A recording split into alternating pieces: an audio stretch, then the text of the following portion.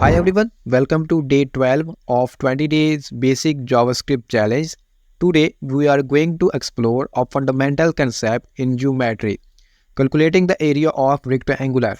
Whether you are a math enthusiast, a programmer or a web developer, understanding how to compute the area of rectangle is an essential skill. Let's dive into the code.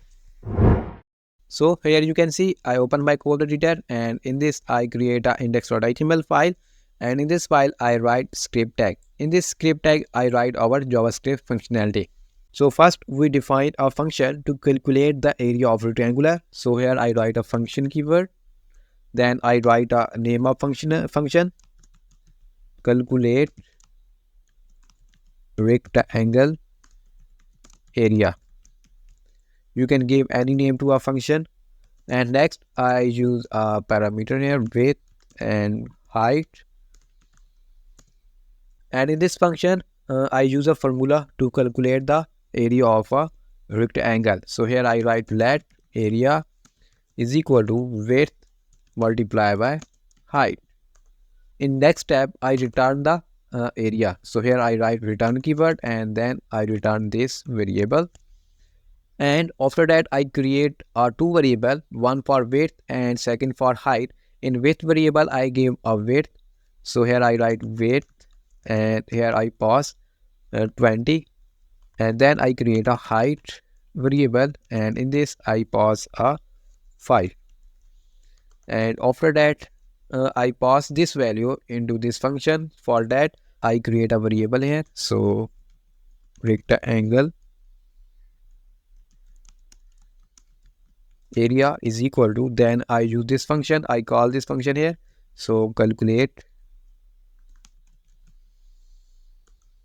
and here I pass a value width and height.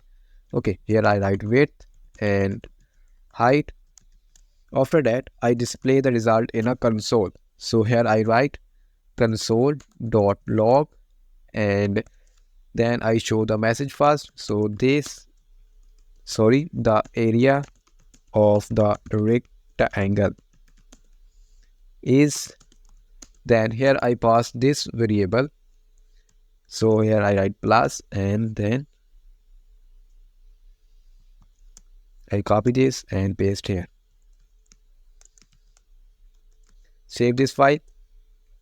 Now what happened actually here? So first I create a function, and it's gave a two value, width and height.